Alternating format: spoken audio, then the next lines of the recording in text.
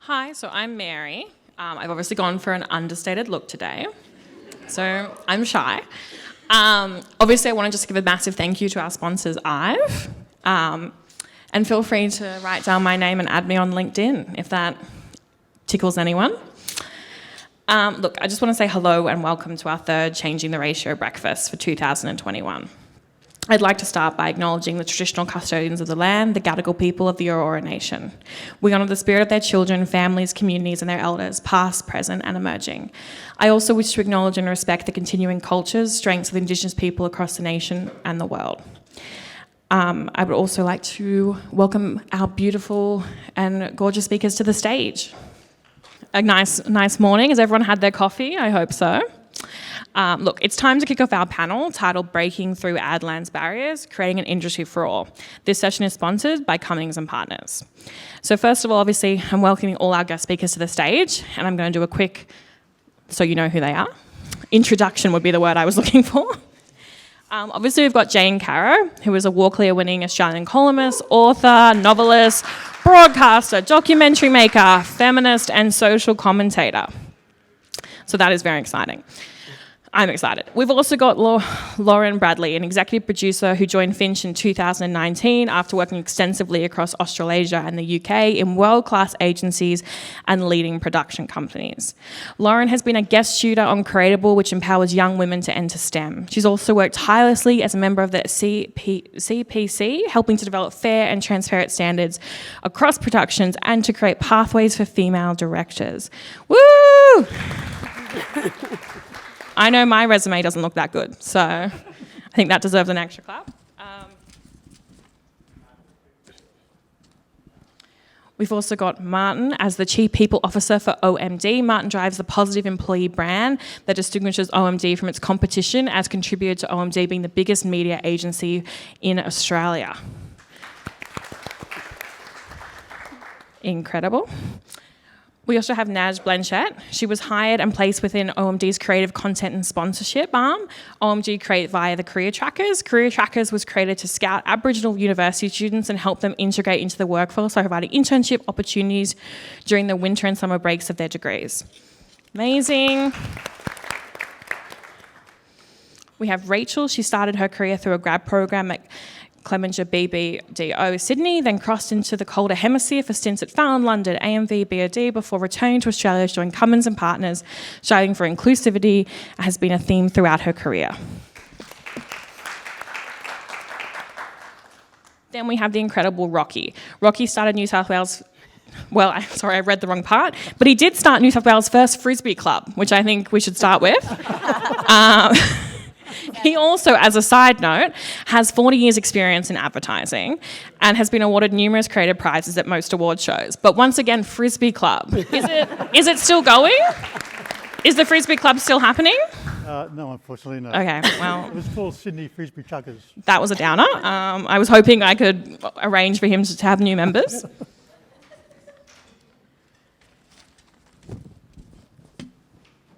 And we also, Matt, did I introduce you? No. Oh my God, I'm so sorry. Matt, we also have the lovely Matt, who is also a founder. Incredible. Also an incredibly exciting career, I assume. We all assume. I don't know why that's not here. I'm so sorry. Can you tell me a little bit about your career in one sentence? Well, it's been fun. Very fun. It's been fun. Okay. Very fun. Yeah, you don't get eyes like this for not having fun. We did also discuss that he's in double denim today, which is very exciting. What was the rule you said about double denim? You got to know the rules to break them. I love that. Also a good dating profile, I feel, if you need any tips on Tinder. I've introduced everyone, yes? Okay, good. Everyone's been spoken for. Lovely. I want to just kick this off with a very simple question for Rocky and Matt. Where did the idea for the Western Sydney Ad School come from? Very good question. That's the wrong slide. Is that not up? Yeah. We need the Sydney... There you go. Yay! So, just quickly, that's not actually our school. It's just a drawing. It was about that small. Yes. No, I think, look, a couple of things. One is that we're going to say a few things about award school, not in a critical way, but sometimes you need to talk about things that are wrong before you can do things that are right. We went to lunch one day and we were discussing how we're going to get some work because people think we're dead. And we started talking about award school. And I'd actually tutored award school for about 20 years. And Matt's been to award school. He was a graduate from that school. And when I was working at DDB back in 1985. When I left school. Yeah, when you left school. The creative director there called Phil Atkinson was the chairman of award school. And before 85, it was free. So award school was free for everybody. It was advertised in the Daily Mirror, or some people might remember the Mirror or the Sun, fairly down-market newspapers, as well as the Sydney Morning Herald. And because it was free, you were getting people from all over Sydney applying from different trades, young people, old people. And Phil decided with the committee to put the price up to $75. And I said to him at the time, I remember I said, mate, you can't do that because you're going to start excluding people. $75 is a lot of money back in 1985 for young kids. And from there, obviously, over the years, and it's taken a generation for this to happen because it's about 35 years ago, I suppose. And without them knowing, I think what's happened, the price is now $2,300, and other advertising classes are quite expensive as well. So obviously you're excluding a large portion of the Sydney population from that course. So what we decided to do was not only do our course for $900 plus GST, but also we make no money. It's elaborate. We go to lunch a couple of times a week, that's about it. But also we've got it, it's actually in Parramatta. And the good thing about it obviously is for people in Parramatta and those surrounding areas, can I go to an advertising school that's near them? It is based around the same, pretty much the same as what every other advertising school in the world's based on. You get them it's a 12-week course. They get 10 briefs they work on, from print and post to digital, all that sort of stuff. So there's no difference in terms of that. They're getting, Matt and I are tutors as creative directors. And look, it's going quite well. We get 8 students a semester. We can put our semesters on any time we like if we've got enough students to fill those classes. The problem is, and this is where the conversation will probably head, is that we find we've had to take on other students from around Sydney. Otherwise, we wouldn't be able to run the course. Because at the moment, we're getting probably out of 8 students, 6 would be from the other parts of Sydney and 2 would be from the western suburbs. What we need to do, as Matt always says, is we need to burst that bubble somehow of the western suburbs, because what happens, of course, is that advertising is not top of mind for people in the western suburbs, for careers, for a career. They probably think we're wankers, I suppose. Fair enough. But they're being pushed into trades or into finance or banking, or lawyers or doctors. So they're not being told that advertising is actually quite a good career. Whereas obviously in the eastern suburbs and the lower North Shore, everybody knows somebody in advertising. Everybody knows someone in marketing. So they're getting sort of pushed or funneled into these areas and therefore going to award school, for their education. So somehow, Matt and I can't afford to advertise advertising as a career, and we can only afford to advertise our school. We're going to have to burst that bubble out there and make sure they all know that advertising is a really great, fun career that you get paid well for. So that's where we are at the moment with the school. So these things are really good to get the word out because we can't afford to.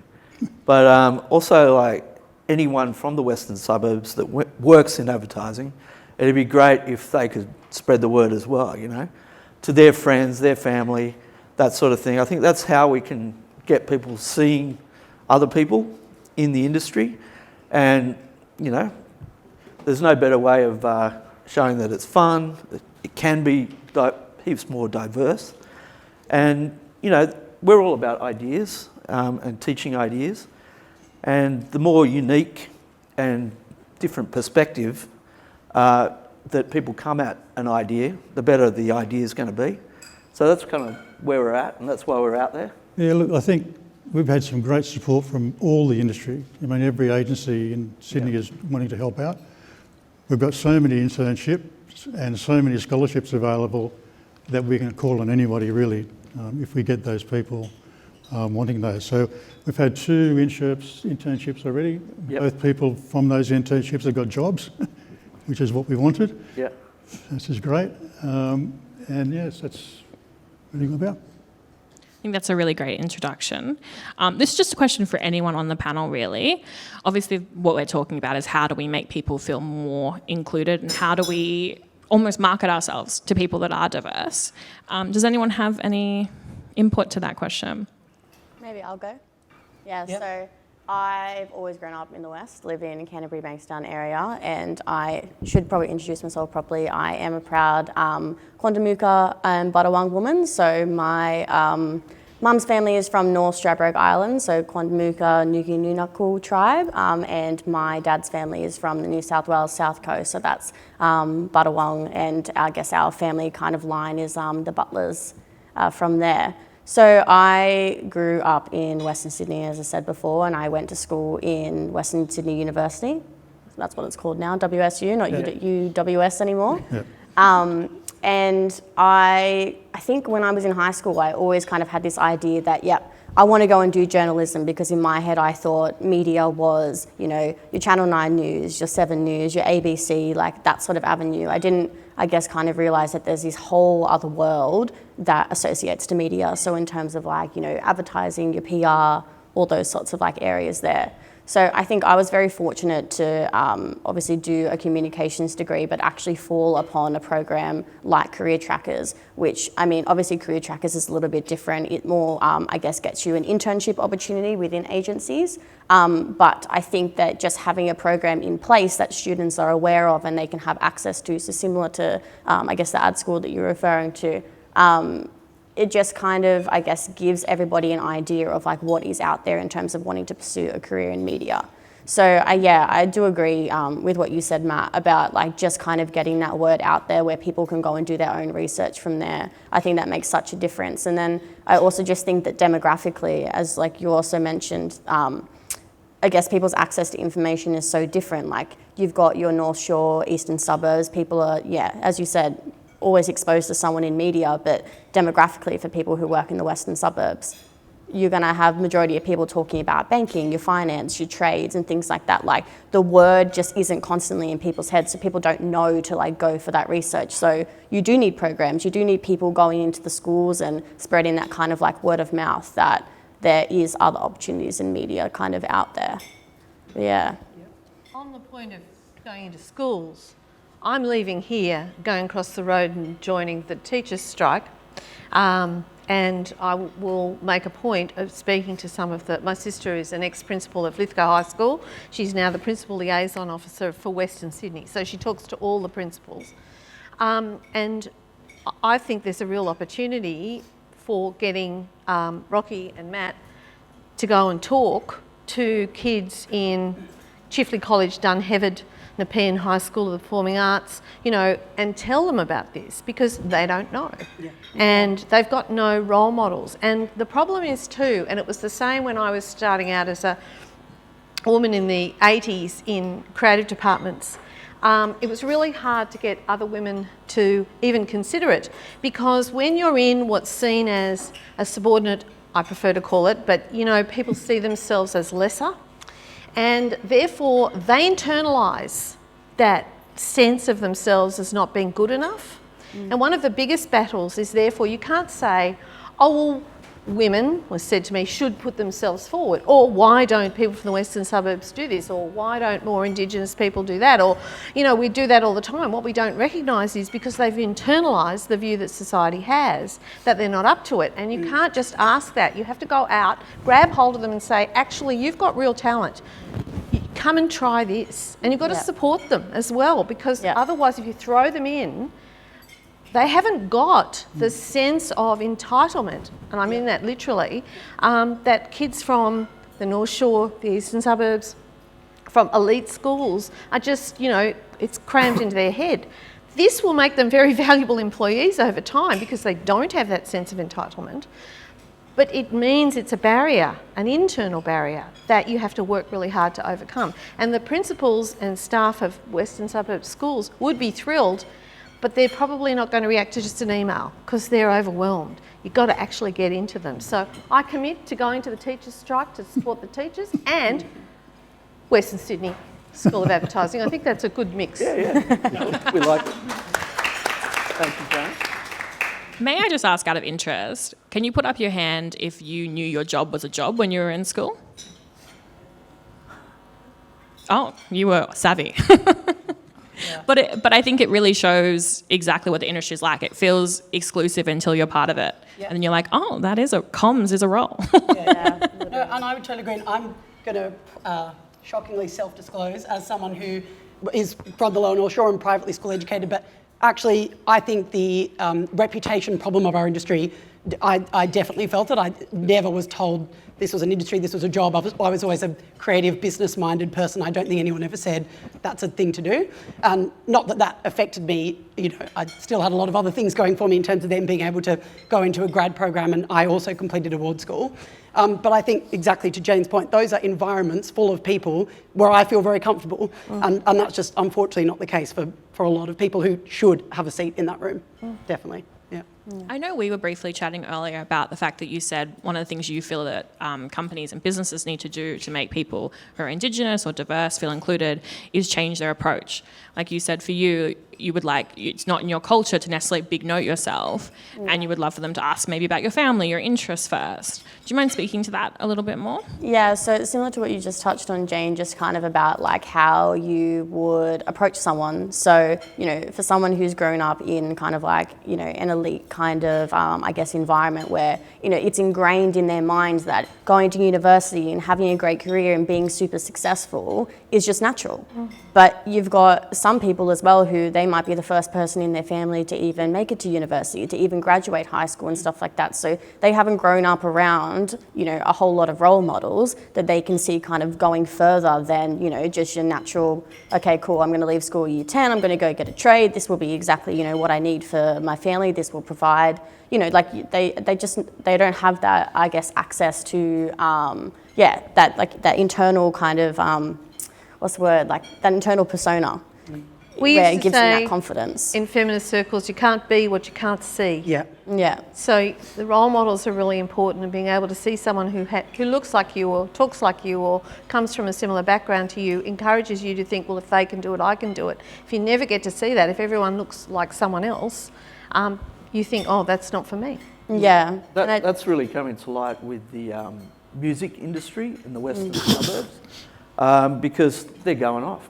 They can see themselves as those top musicians in hip hop or whatever it is that their genre is, but they're 1-4 from Mount Druitt. They're working with Stormzy and stuff like that.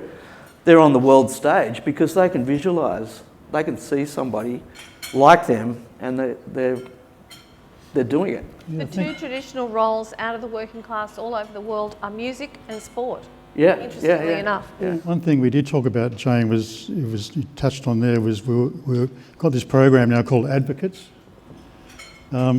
See what we did there with the advocates? Advocate. A round of applause for that, please. Yeah. You're creative. You've still got it, Ranallo. You've still got He it. could pun for Australia. What we wanted to do is go to individual companies or agencies and get them to talk to the creatives or whoever's in their business who came from the western suburbs to actually be an advocate for the school and for advertising, which could be another little program. Well, you and Graham Smith both came from Bankstown Boys, Belmore Boys High School. I knew it started with B. I'm from the North Shore, what would I know? I went to Forest High though, I'm not that posh. And that you two encouraged each other to get into the business because you were friends. You did Yeah, exactly that's right. that. We both ended up at the Campaign Palace. Yes. I think internships are a massive thing as well. I grew up in New Zealand. There wasn't even really an ad school. I was in the film industry.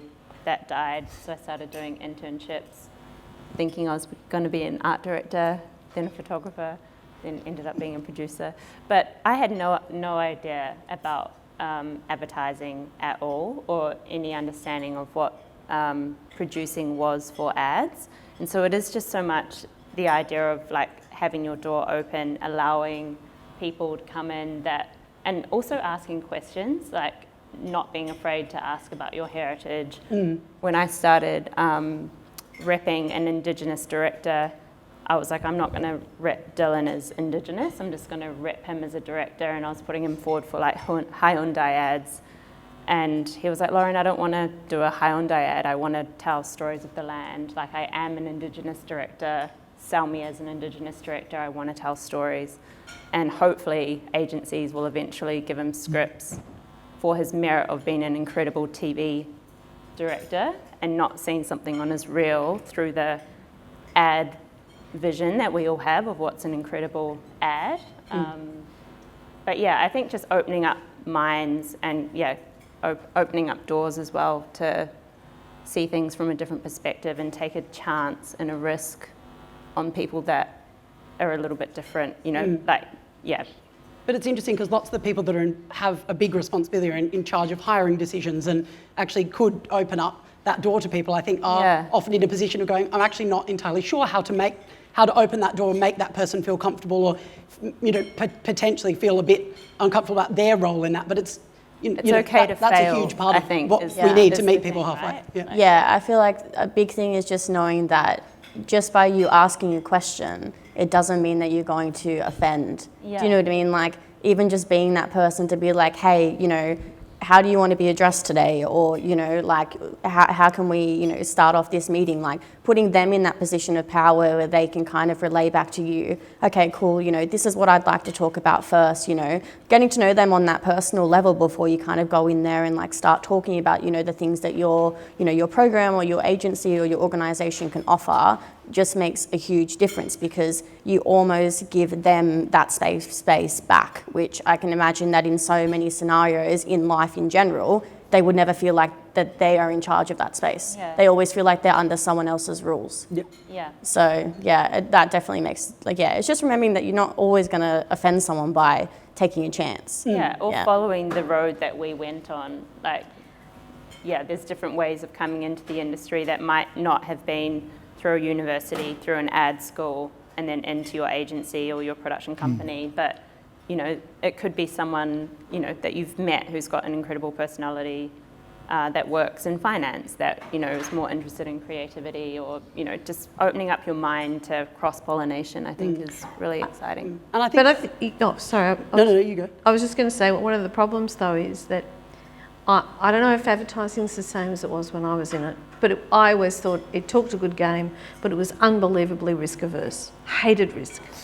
And so what it did was it'd have a woman director and a bloke at the final two, and they ticked we gave her a go. Absolutely. But in the end, they went with a safe pair of hands, Absolutely. and it was assumed Yeah. that the one who they'd always used, bloke, was the safer pair of hands. Yeah. And when it came down to taking a risk with money, and it's other people's money, so I do understand, they would always defer Absolutely. to the safe. And there has to be we have to actually make a conscious effort if you are actually choosing who is going to direct or who is going to write or who you're going to hire. Sometimes you have to say, don't go the safe route. Yep. Go the scary route. Yep. Which one would have thought a creative industry ought to do instinctively? But my criticism of the industry is you do not. And that's the great thing with something like Western Ad School, or being with a company like FINCH. You would hope that we've got the reputation to be able to bring on young talent that may not have the may not have the experience, but then they have the team behind them with that experience to make sure that they deliver. I think I'm hoping that's what changes. I think the industry is actually doing a really good job of wanting to change, wanting more diversity, wanting more inclusivity. It's just more about, like, actually, as you're saying, like, be there for the, not just have someone in your building, but really kind of help them become a leader or help them shine.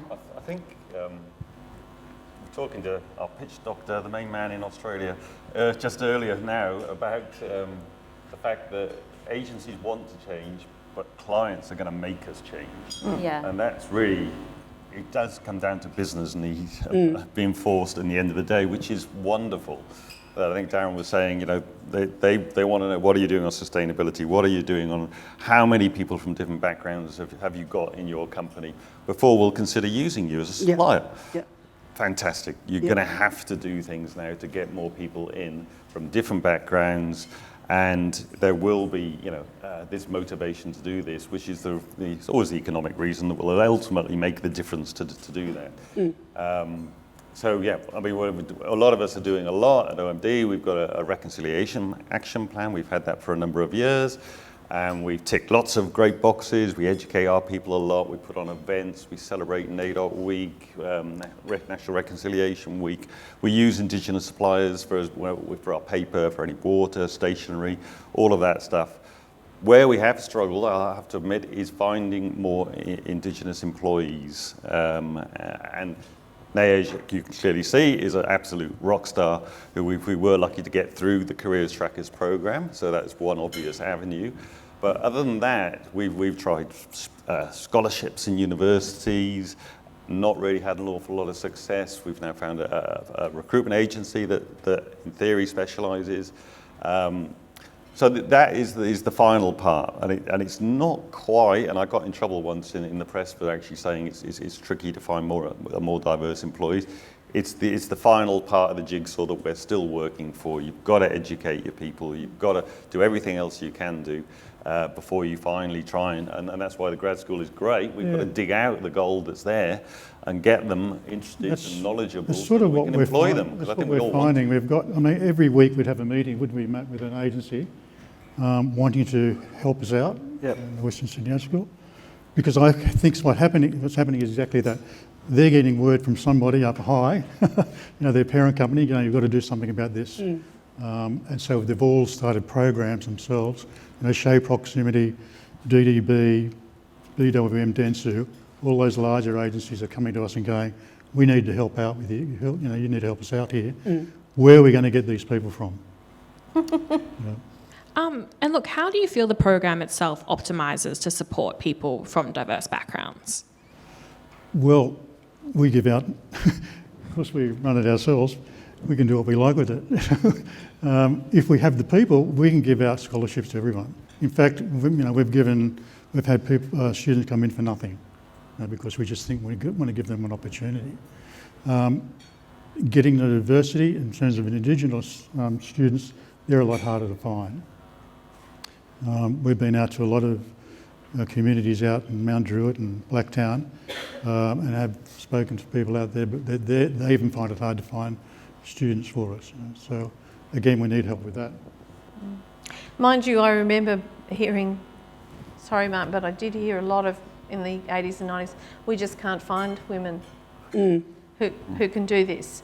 And it's what I'm talking about, that they don't think of themselves in that role yet. But in a way, waiting for them to think of themselves in that role is going to take a long time. Yeah, that's right. So in a way, you have to take a risk. And frankly, my mother used to say this, and I still think it's the wisest thing I've ever heard.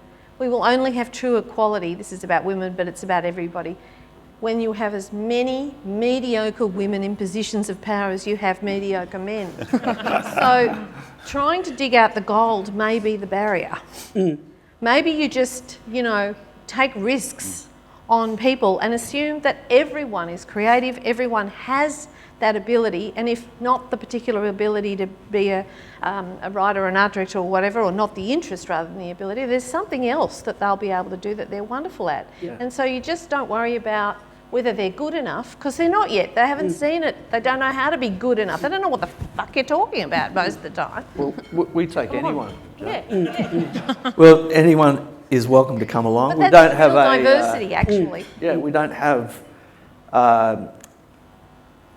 you know, a barrier. Yeah. That you don't have to write an ad To get in. There's no You don't have criteria. to know anything. That 12-week course is what that's about. Yeah. And that's one incredible bonus of COVID, is that, you know, with now so many communications being online, you can actually move away from the city centres where the agencies are to mentor and intern, like bring on interns and things like that. You can kind of connect with, you know, different states, like people that are further away, which is quite great as well, rather than it being, you know, an in-person gathering. And what is FINCH's role in getting involved in initiatives like this? I guess I've always been a drive of it for FINCH, only because the more diversity we have, the better stories and ideas that we have, and also it just creates keeps our industry fresh, is the main reason really. For us, it's just creating opportunities to tell more stories, and also just tap into the young talent and try and understand where they're coming from, what they're interested in, and yeah, keep fresh and young. Otherwise, you know, as we all get older, we all just, you know. Oh, I like this. I feel powerful now. Yes, Jane, you can speak. Ageism? Yeah. Just putting up ageism. Yeah. Fresh does not equal young. Yes, There are that's plenty true. of fresh thinkers who are old. Yes. And this industry is appallingly ageist. Yep. You get to 40 and you're a woman, you're out. You get to 45 and you're a bloke and you're suddenly out of... It's bullshit. Well, that was also one of the reasons why we started the school. We were going, what are we going to do to get work? And we thought, let's use our experience for good, not evil. Yeah. And we still have to work, of course, but you know, the school was one way of giving back a bit. No, it's also By another that- way of two Opening up. fantastically talented creative people having to find work for themselves, because this industry chews people up and spits them out when they get to a certain age. I think probably, Only 3% over the age of 50. I think, sorry, what I meant by that was just keeping us all together. Like, it's like you learn as you go. Like, I want to connect with people from all different ages. Like, it's not about... It's the you know, connection bringing of in young, I'm sorry, Exactly. I shouldn't be Yeah, going no, you, but young and it's true. fresh as automatically the two things, and old and stale. And actually, in my experience, that is no more true than saying, you know, male and effective, female and nurturing. You know, like, it's just not, it's a bias. Yeah, but from a creative perspective, that just I think we've all hopefully reached a point where we know being a part of a creative agency, you have a huge responsibility to, you know, second only to policy, does advertising affect behaviour change, you know, in our society. So we've got to really, and it's good that it's come around to the point where it's a business imperative, but really we should have done it because it's the right thing to do. Yeah. And you know, there's a huge amount of groups in society, LGBTQ, disability, older than 50, yeah. who just feel so alienated by not only what they see, but, you know, and then it's totally different once you walk into an agency. But yeah, like 75% of people are saying that they can't relate to people they see in ads. Like, we're not doing our job very well, I don't think. Yeah. And it's a youth-obsessed industry, always has been. Yeah. And the problem is that older people feel they become invisible. And that's part of this industry's Well, responsibility. between us, Matt and I work in every agency in Sydney. They're not going to employ us again. Yeah, there's other barriers. Yeah, that's right.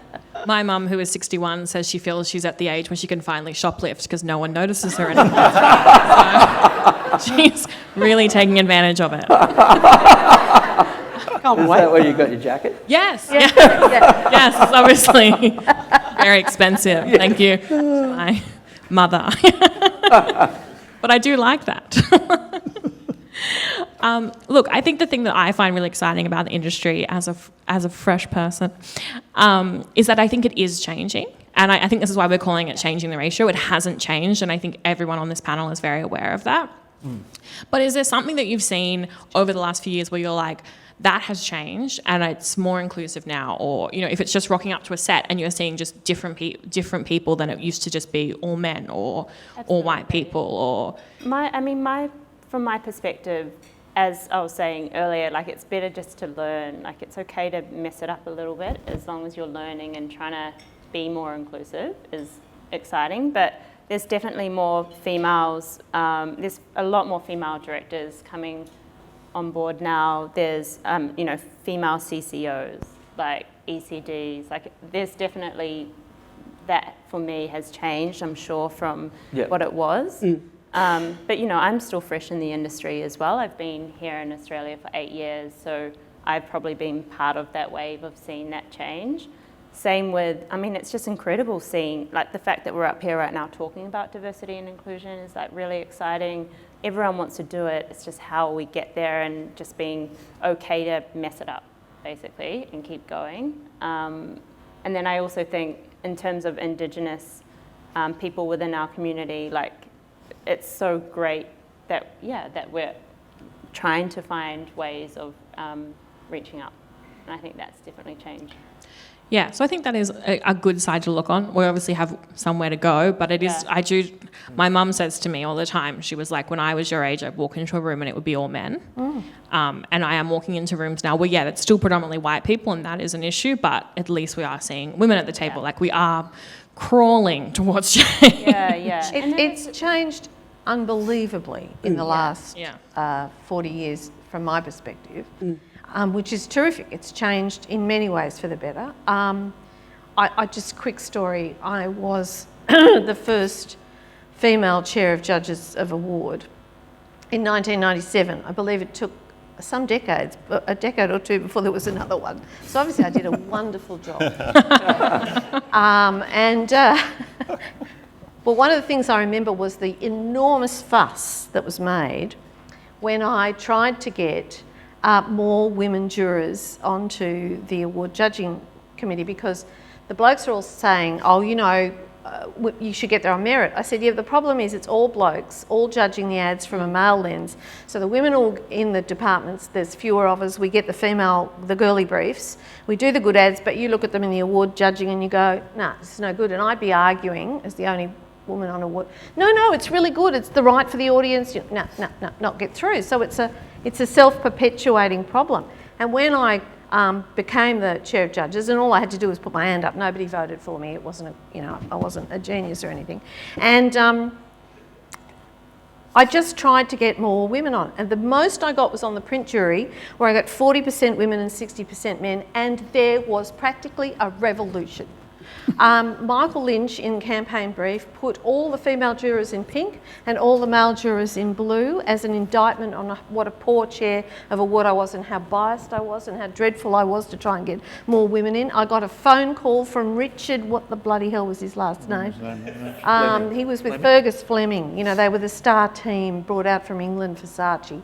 Anyway, he rings me at home. I've never spoken to the man, lectures me about how I should be choosing people on merit and not on gender. I said, well, it'd be nice if you guys would do the same, but I'm not noticing it a lot. Unless you're saying that all merit is in white, middle class men. And he said, well, I think women just don't want, to be in those roles. I said, no, we're so much happier sorting your socks. Fuck off.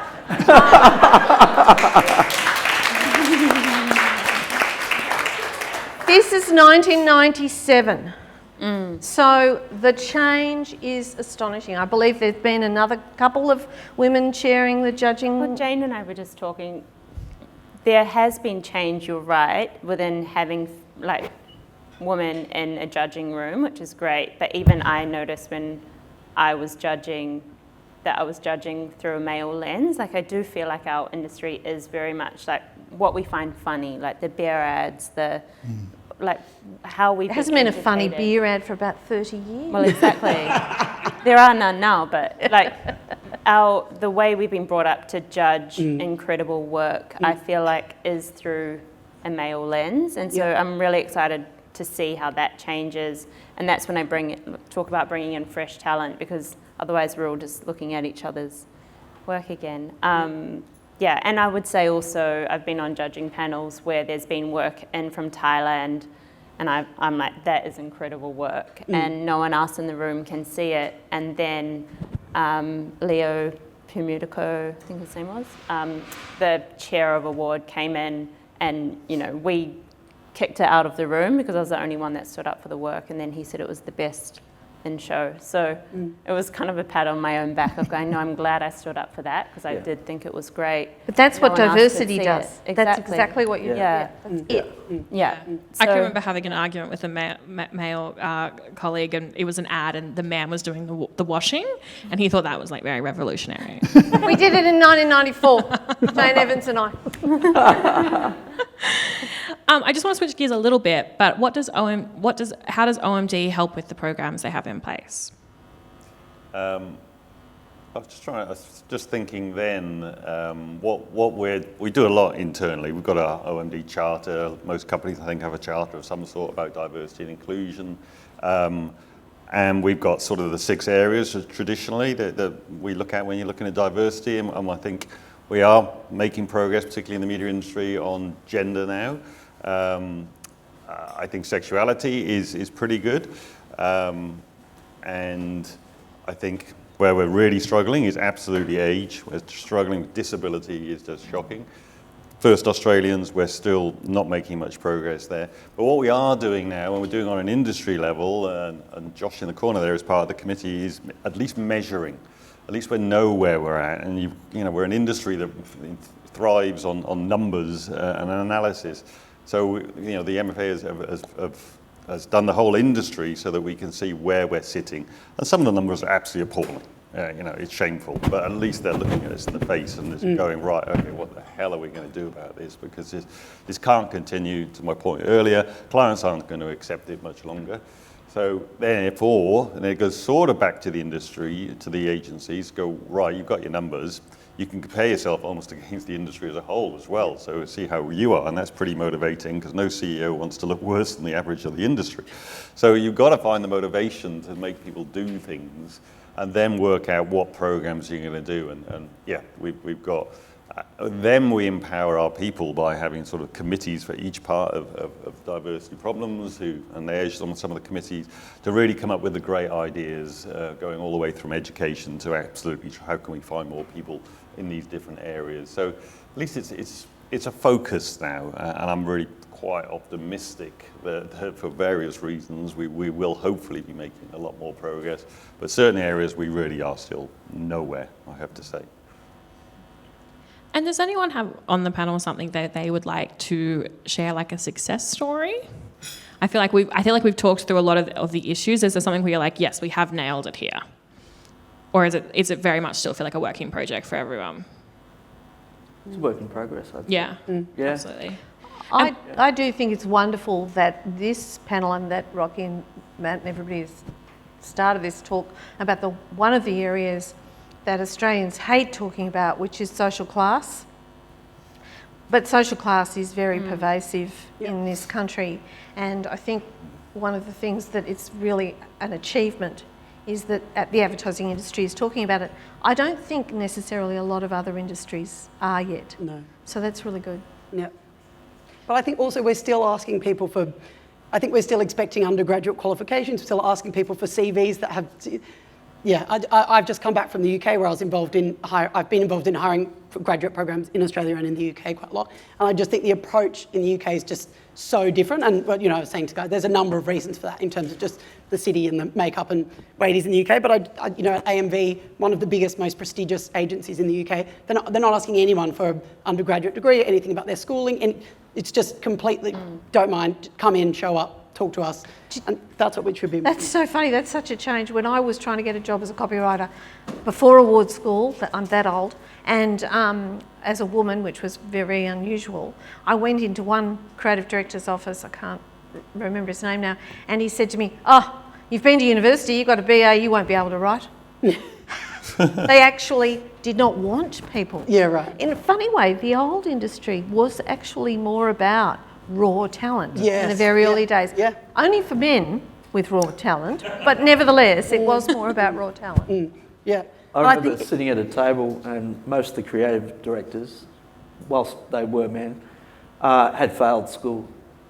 So, you know, and they were really successful. So having a university degree isn't a necessity. I think, you know, just learning how to come up with ideas and, you know, solving business problems or, you know, that brief is, it you don't need a degree. Is there currently a bit of a roadblock that you're at with the ad schools? Is there something that you would like to focus on in the new year where you're like, this is where we're sort of coming short? Yeah, we really need to make better inroads into Western Sydney. Like we've said before, we can't do the job of selling advertising as a career, but somehow we're going to have to get into those creative people in the West, because there is a lot of them. There's a lot of artists, a lot of musicians. How do you get that art and commerce person? How do you get in there, whether it's through LinkedIn, through word of mouth, events like this? Yeah, we need to get in there and find these people that wouldn't normally consider a career in advertising. Yeah. And creative career too. I mean, even just telling them about LinkedIn. No one told me about LinkedIn at Kiama High. Yeah.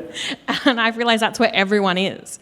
And I think that's something that I've just learned as someone that went to a public school that has no fancy name to it, is that there were just things that people knew that my teachers never even knew to tell me. You know, like have a LinkedIn, people will message you on it. I had no idea. It's a very busy place. But often the teacher has gone straight from school into their teaching role.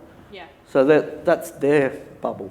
You know, it's how do you get outside of the bubbles? Yeah, absolutely. I would love to ask everyone on the panel, which is like a fun fact about yourself, because I think that that's really interesting, just to give a vibe of who you guys are after giving us all that very important information.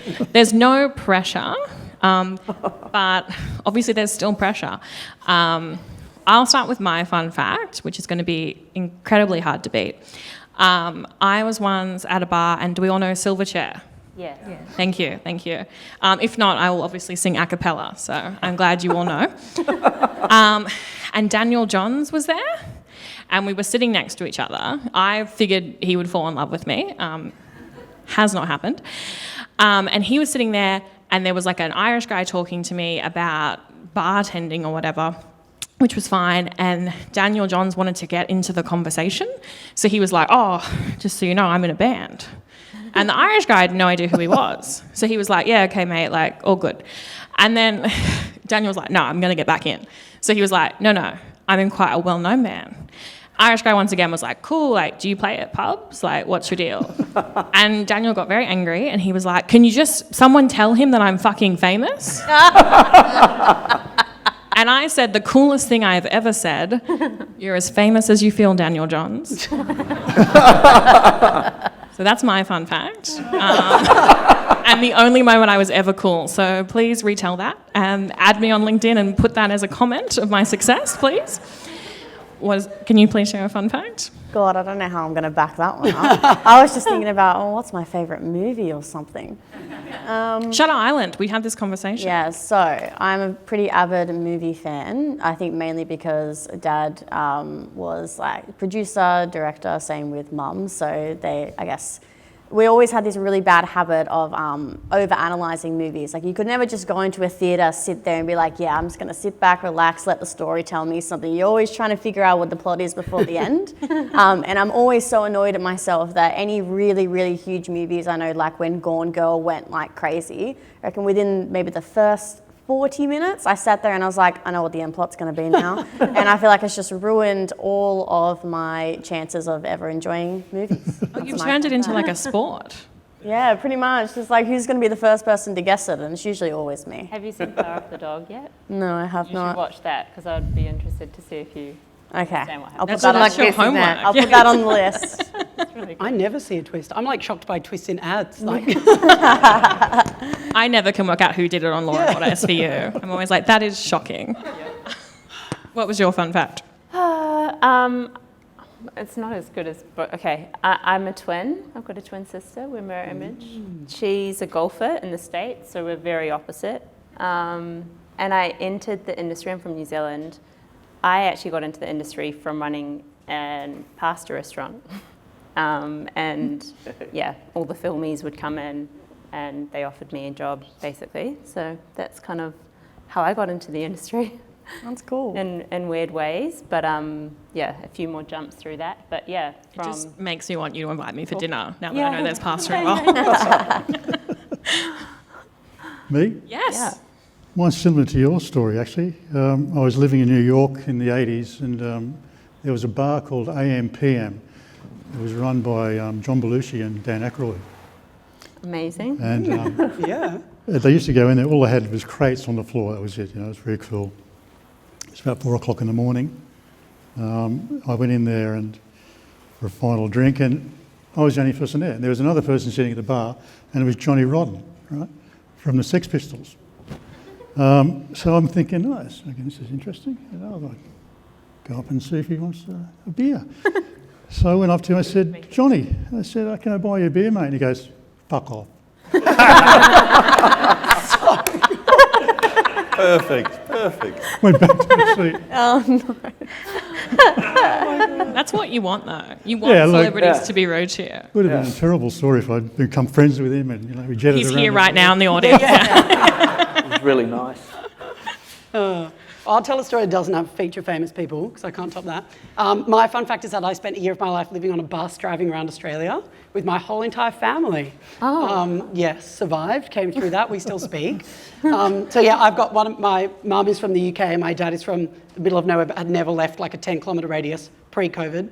And so my parents thought it was very important that we all saw all of Australia, and so 5 of us lived for a year in a bus, driving around Australia, exploring what it was like to see the rest of Australia. What was the dumbest fight you guys had while you were in the bus? Oh, so many. Well, I mean, our parents had to do school teaching us every day. Like there was more fights than good scenery. Did you fight Like, who sat where? supposed to be That a was the fun big fact. fight. Yeah, it's descended into not fun. Yeah, no, it was great. So yeah, that's my good fact.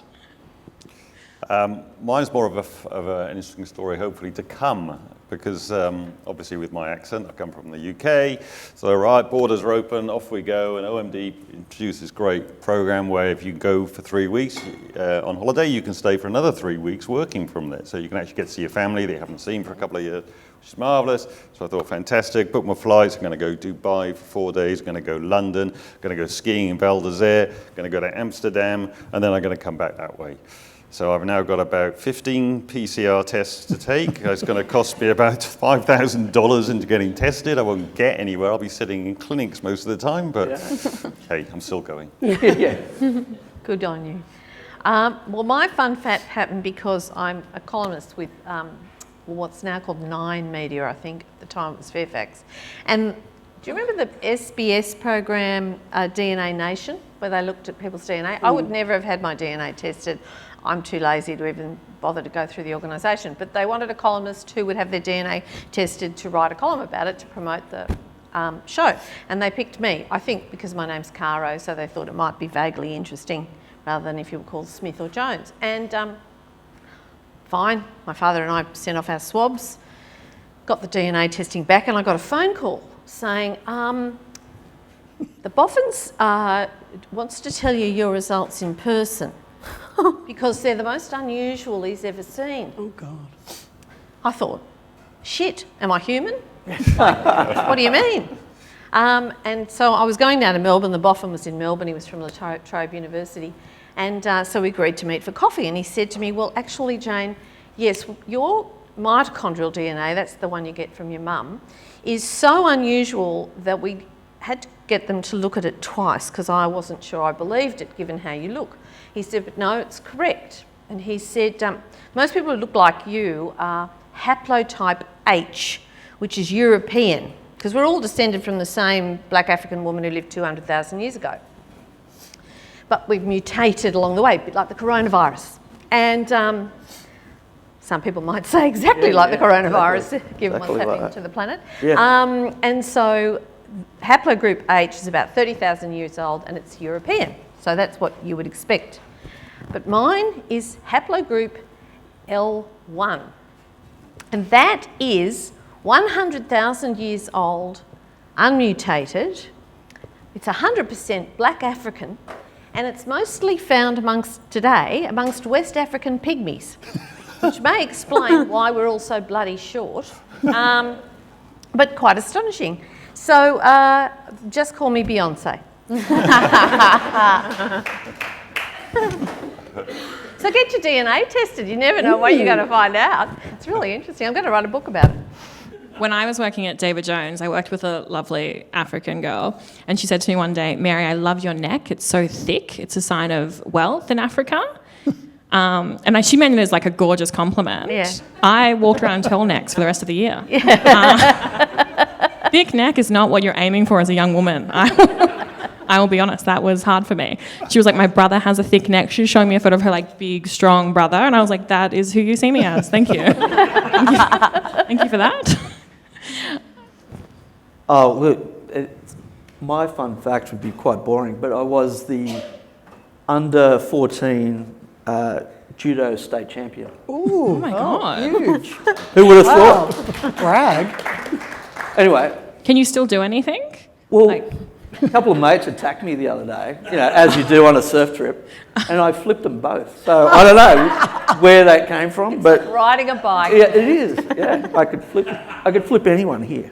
I feel like that would come in handy And at I Christmas might. time. Yeah, look out.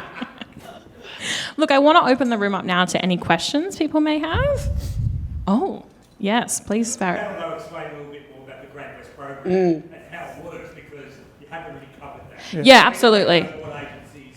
Yeah, so let's break down how the Great West works. Do you want to put the slide up? Yes, it should be up. There we go. See what I did there? See, with the ad? Yes, look, this is something, I think Matt's going to speak more about it, but Oh, okay. So, Grad West, we've created this graduate program that we've got OMD, the ABC, FINCH, Cummins&Partners. Of course, the whole Grad West program was, the big idea was created by Kirsty Muddle. Yeah, she's the brains behind it, and we're the vehicle. But yeah, 4 months or 3 months at each of those places for a year. It's like the internship that I'd like to do. You get a real good taste of each, like an agency life, media, broadcaster, and a production company. So I mean, anyone that knows anyone that would love this, please get the word out. It's paid, and it's a year of like whoever those 4 companies, will teach these people so much. it's open to anybody who's done a marketing and communications course at, I think it's WSU, UTS, TAFE, or our school. And what we'll be doing is we've got, in the next couple of weeks, we'll be giving out the briefs to anybody who does apply. It'll be 2 weeks for them to answer a creative brief. Then 2 weeks, I think, after that, we'll get the top 5 in, and then we'll interview them, and there'll be one winner who'll get the grade program. From yesterday, I've put the sites live now. So I've got 3 applicants already. It's really good. Huge. So pens down, we don't need anybody else. So it's actually working already, which is fantastic. And the fact that is it's such an incredible initiative, and the fact that people can be paid, a salary to that, that's a whole other problem around internships and what our industry offers, but it's a really huge opportunity for people. And I think lots of people get their start in different grad programs in our industry, which is amazing, but one like this is a whole other level of being able to be exposed to so many different facets of what our industry does, I think is really incredible. Yeah, most grad programs are in-house, so it's a good way for an agency to get a really top employee, but this is basically for everybody. And with FINCH, it's great because we have so many different. We've got post-production. We do feature documentaries, obviously commercials, and tech. So it's kind of like a nice broad range of, if you're interested in anything in terms of being in the production side of storytelling and for brands, it's loads to see. Just to that point about those types of employers often feeling very inaccessible to a large number of people, I think it's just, the fact that you can sort of open your doors and make that part of a program where you really do get under the hood of what all of those places are like and get exposure to so many different sides of the business is amazing. Yeah. And thanks to Greg as well, because Greg has really been a push. Yeah. Spread the word though. please tell people to go to the website, spread the word, Yeah. and let's, once again, really push getting people involved. Yeah. At the moment, we're talking a lot, we need action. Yeah. And here's a real action point where someone gets paid and has a brilliant opportunity. So that first person will be, nurtured, and then hopefully we can get more people going through. So we could stack it up, So there's a constant flow. And when does that internship begin? Well, probably at this stage it'll be 1st of February. It'll give us time to, for them to do the answer the brief and us to interview them.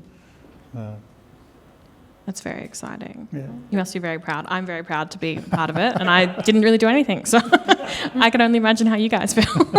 Yeah, I want to do it. Yeah, I want to do it. I think You want to take the opportunity for someone. Oh yeah, I'll rip it off there. Yeah. Yeah.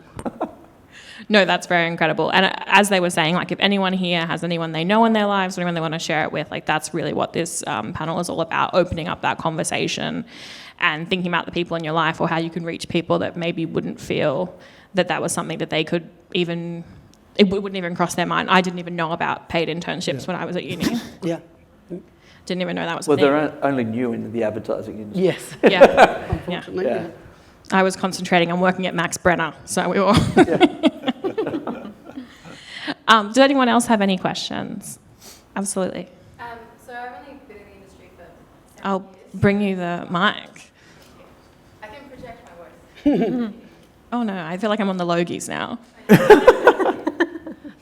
So I've only been in the industry for several years, but my experience of the industry in the amount of time I've been in, I feel like the rate of change has slowed. It's either slowed or it's going very slowly, but that's just my experience. Obviously, if you've been in the industry longer, maybe it feels like a lot of progress has been made, but particularly in like classism, ableism, and also representation of First Nations people, it's got many, many strides to go. And so my question is more around the idea of diversity committees and things. Is that actually working, or is it worth actually investing additional money in paid consultants? I know who wants to. I would say yes, because anything that can help, because the more the merrier, I say, and the more diverse the better, because the work will only get. I mean, who's seen a good ad lately? There's not many out there. Why? I don't know. But we need to take more risk. We need to get more people in there, unique perspectives. It'll make the work better. People will actually maybe watch an ad or share it, or it'll just make everything better. I think you've got to. I'm an old feminist, right? So I would say to you, look at feminism for the model, because one of the things that Liz Broderick did was male champions of change in industry. Now, there was a lot of criticism of that. There'll always be criticism. Some of that criticism was valid. But what it did was it got CEOs to champion more women being promoted, being hired, etc. in their companies. My experience is committees are all very well, but unless you have a passionate person with power who actually pushes the change, and everybody in the company knows that the important person in that company is going to encourage the change, then it's very hard to do. The first TV ad I ever wrote was like a Bugsy Malone thing, which was a film back then where kids played adult roles. And I had like an office group and it was all played with kids because it was for a toy. We used to advertise toys on television then, I know, made in Australia. And I cast a little girl who was of West Indian, I would say, background as one of the characters. And the account director said to me, I'm not putting forward this girl. I said, why not? And he said, the client won't buy a black girl in this role. And I said, well, in that case, in the meeting, the client is going to have to say that to my face. Because I'm taking this girl, she's brilliant, she's funny, she got it because she's really good at the role. I'm not going to just push her aside. He fought me on it. I went in. The client looked at the casting Polaroids in those days and said, yeah, great, love them. It wasn't the client who had a prejudice. It was the account director. So one of the things I would encourage you to do, we made the ad, it was lovely, and she was great. So one of the things I would encourage everybody to do is fight. I was going Don't to take say no that. for an answer. Speak up is everything. I sat on a Leadership Academy course for Google, which anyone in this room can apply for. It's just a scholarship, and it's incredible because it's a worldwide program. I sat on the Asia Pacific Leadership Academy. So you're hearing it from all different areas in the industry, but learning how to stand up to fight. I fight on behalf of FINCH, and often there's always a cause behind it. So every time you do speak up, you have to know that you're going to cause a reaction. So you need to understand what that reaction is. But sometimes it's just better to speak up and then find allies as well, people within your community or other industries as well, where you can actually create, a safe space to be able to talk about it and kind of create change. But I think there are definitely, you're right, everyone's wanting to do it. It's not there yet by any means, and we do need more people within the leadership roles pushing that forward. So if you want to become a leader that's driving change and you don't know how to do it, talk to other people and try and learn. In terms of pace of change, I think that's an interesting feel. I've sort of felt that too. I feel like the time it took us to get to all just agreeing and realising what we can do and making that shift mentally felt really accelerated, and like that was a really big move. And then almost to do the doing and the action feels slower, but things even like, doing the course that you did and us now cultural capability training, all these sorts of things actually might feel small, but is what allows that conversation to happen, and it really does extend into changing everything. The Ad Council on December 1st put out a census to our whole industry, and hopefully you guys knew about it and was involved, but basically just, again, starting from the ground up, trying to figure out what are we dealing with, how dire is it, what do we need to fix, and how do we change is kind of one of the main things. And that's, again, why FINCH is involved, is because we just want to help as much as we can to try and bring people in. And don't buy lip service. I remember getting a phone call once when I was at Saatchi, and they said, this is international Saatchi ringing me, why are there so few women in our industry in Saatchi worldwide in senior roles? I said, I don't know. I don't promote them, you do. What's wrong with you? And we had to fill in a survey. And Kevin Roberts sent every woman who participated around the world a bunch of flowers for filling in the survey. But I didn't see any more women getting promoted for a very long time afterwards. There's an awful lot of that stuff that goes on. Don't buy it. It's bullshit. It's tick box. We did something for women this year, or Indigenous Australians, or Western suburbs people, tick, move on, let's get to the important stuff. That's what you have to fight. And it's changing culture as well, so it's not trying to fit, anyone into the masculine way, Caucasian way of moving forward. It's like being open to changing hours of work, working from home, what your work week looks like. It's just, it does. I'd also just add, I do think, to Jane's point, you need the top to drive, but therefore you need money.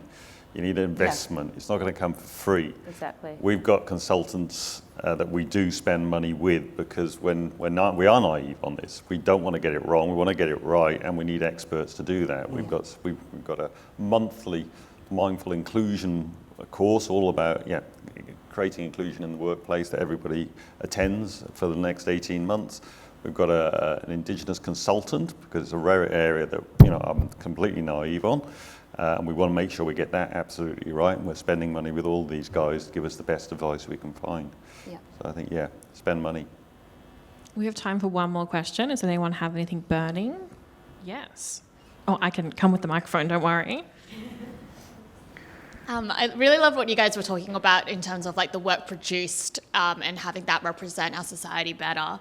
I'm just wondering if for any work produced that's not trying to be a social impact, change maker thing, just normal ads, is there minimum requirements we should have in the work? Or is that even healthy to say just have a checklist, make sure there's a diverse person in there? What are the ways that we can make sure even the base level starts to represent our society better? Look, one of the ways I want to answer that is when I first started out, I've always been a feminist. I was brought up a feminist, and I was really conscious of how male and white the industry was.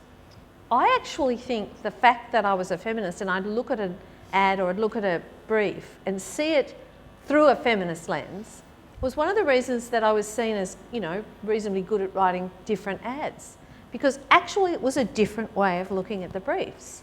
So one of the things about diversity is it's not necessarily representation that, I mean, that matters, but it's not the whole answer. It's actually if you get people who see the world differently from the majority of people, you will get more original and creative ways of solving a problem, not necessarily because they're more brilliant than the rest of the people, but because they actually are bringing a new perspective on the world. Yeah. So when you look at laundry advertising, and that's how I got my reputation originally, laundry advertising through a feminist lens, and I'd just come back to the industry having had children. I was working part-time in a creative department. I think that was about the first time that had happened. You do the washing. You think about writing to people who do the washing very differently from people who think that people who do the washing are boring housewives. Totally different lens. We won awards all over the world. Were we that brilliant? No, we were just women who did the washing. Yeah. So often it's just the fact that lived experience does actually matter.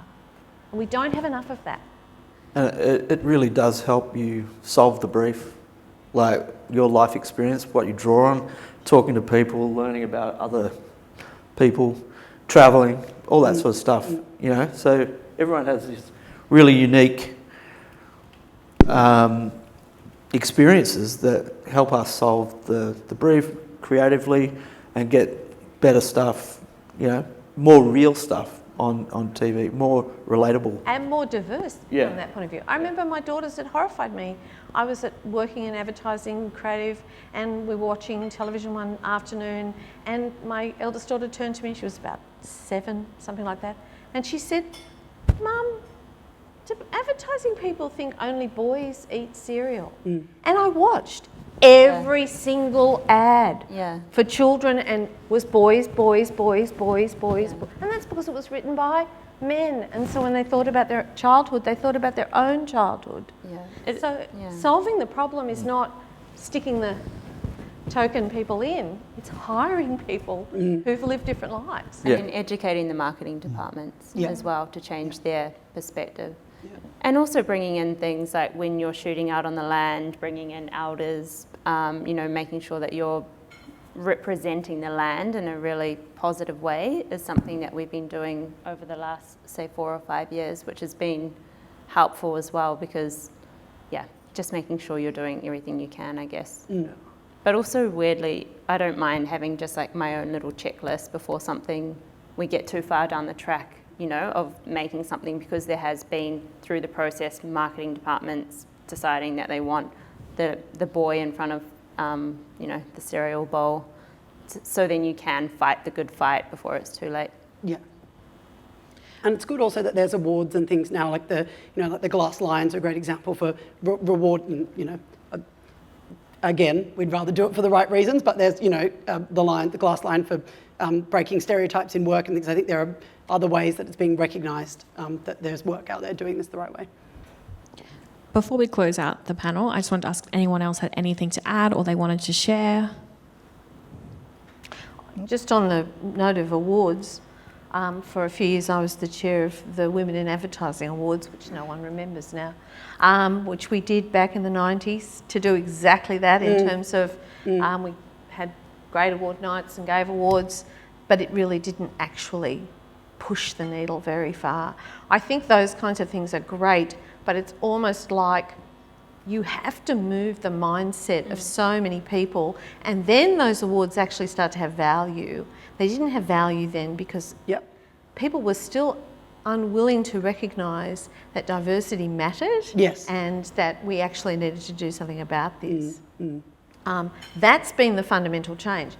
This kind of a panel would simply never have happened. Not ever. So gradwest.com.au. I think that really sums it up. And please feel free to come and approach Matt or Rocky at any time to ask any questions. They're very open. Also, your names together sound like you're in a band, which I like, which is quite cool. Or, feel free to contact anyone on this board who is really about diversity and really wants to listen and also really wants to create tangible change. And it's obviously coming up to Christmas. You're seeing your mates, you're seeing your cousins, you're seeing your racist uncle probably. But talk about this program, get the word out.